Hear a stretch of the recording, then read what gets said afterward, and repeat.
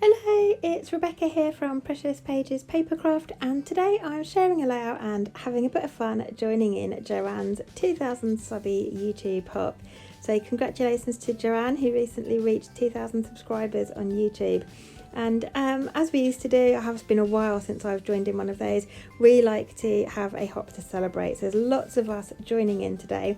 You'll find links in my description box below to everybody who is joining in. There's a few over on Instagram as well, so do check those out. So I've known Joanne online for ages, and we are on the Bramble Fox design team together. So I thought it'd be really fun to scrap a recent Bramble Fox sketch as part of Joanne's hop. So a lot of people are scrap lifting Joanne's layout.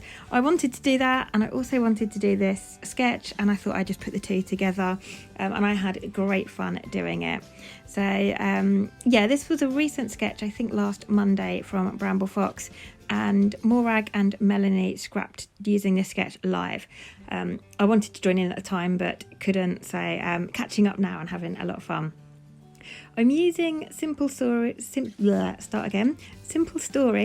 Simple Vintage Life in Bloom collection. It's a gorgeous collection full of pops of black and then lovely bright colours. So I've added some of the black floral paper down the bottom using one of the Bramble Fox acrylic templates. These are 12 inches long and available in the store.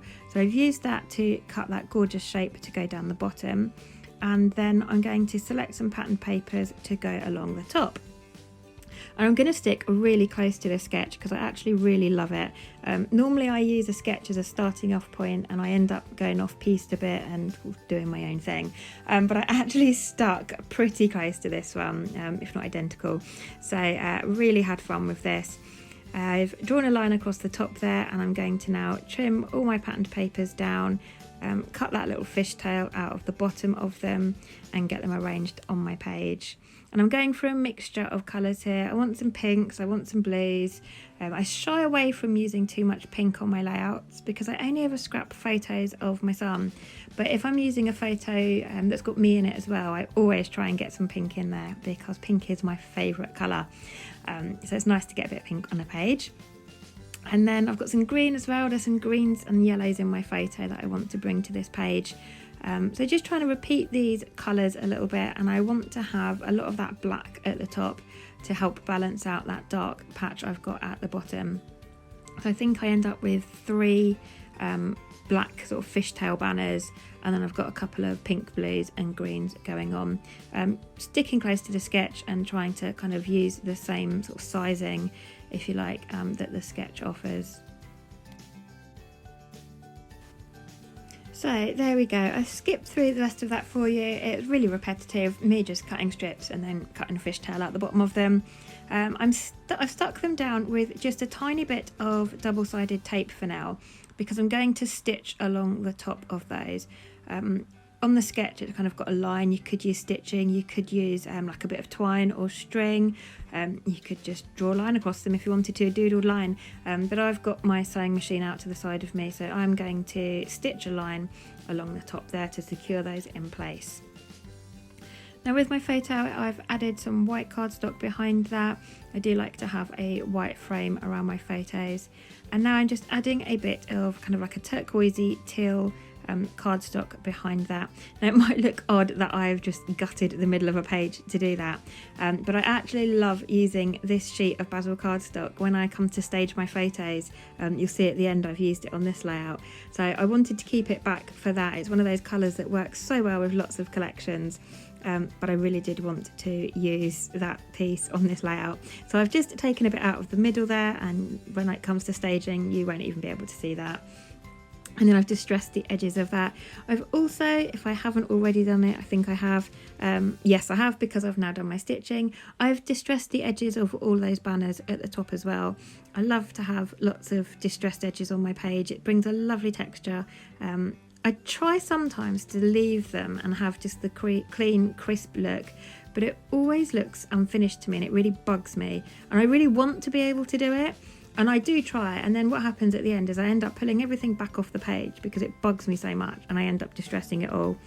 So now 9 times out of 10 I just go with it and distress the edges. added some foam behind my photo too. I love to have lots of dimension as well as texture, so this helps to pop my photo up off the page and sort of draw your eye to it. Sometimes when you create really busy layouts, your photo can get lost on them, so I like to use foam so that it kind of keeps it as the focal point and helps it to stand out. Now the sketch has got a long title along the top of the banners above the photo, and I wouldn't say I've gone for a long title, but I've tried to keep the placement the same, and I've got it overlapping the top of my photo slightly, and that's one of the foam stickers from the Life in Bloom collection. And I love those. The foam stickers are always one of my favourite things with Simple Stories. They use such wonderful fonts every time, and these ones in particular, and I love that font of the word today. It's like a handwriting font. So yeah, I stuck that up the top, and that's some more black on the page. I love pops of black when I'm using bright colours. And then I'm just going to fussy cut a floral or two here from the pattern papers, just to embellish either side of my photo. And I think I tried this one out on the right to start with and decided it doesn't look right. I think it actually ends up over on the left by the end of the layout.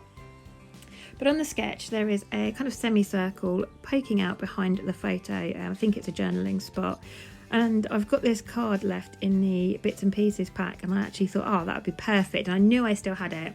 And I've tried to use it on several layouts now, and it's always been taken back off. But it's actually going to make it onto the page today. I've cut it in half so that I don't waste the left-hand side, because there's no point having that hidden behind the photo. I will use that on another layout.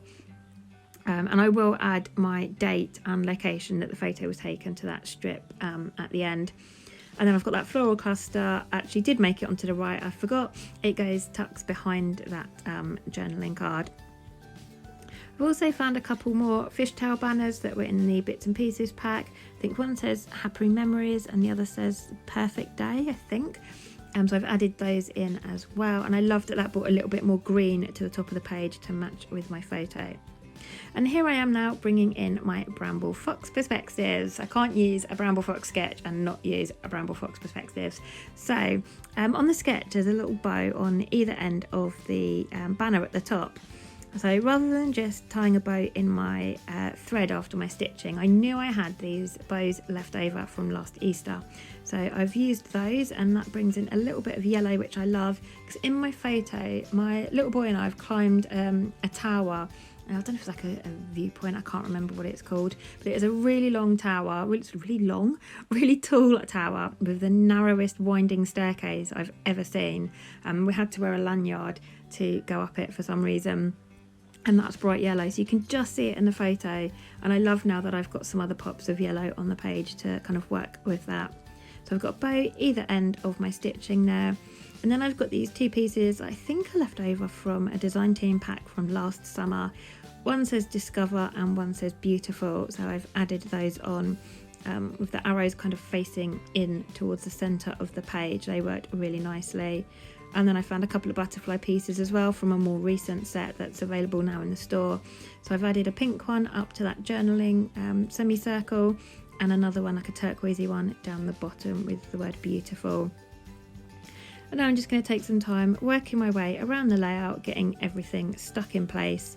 I like to add foam pads under the ends of banners and things just to raise them up and bring in a bit more dimension. So I'm going to, in a minute, you'll see I go around all of those banners and that black pointy template at the bottom and add some foam pads behind them. Just fussy cutting another floral here to go over on the left hand side as well, just to help balance it out. I've got that semicircle and flower on the right, so I felt like I needed something on the left, and I don't have a lot of pink over that side, so I've chosen a kind of like a pinky purple floral. And there we go. I think actually I'm pretty much done now. It's just a case of adding those foam pads. So thank you very much for joining me. Do remember to head down to the description box below and follow along in the hop. There's so many of us taking part to celebrate with Joanne. So again, massive congratulations, Joanne. It's been a while since I've had the time to join in one of these hops, so I'm so thrilled that I've managed to join in today. And I really enjoyed making this layout. So thank you very much. Do check out that description box below and follow along in our hop. You can find me on Instagram. I'm at Precious Pages Papercraft, and there's a few of us taking part in the hop over on Instagram as well. So thanks again for joining me. I'll leave you with the last few close-ups, and I'll see you next time.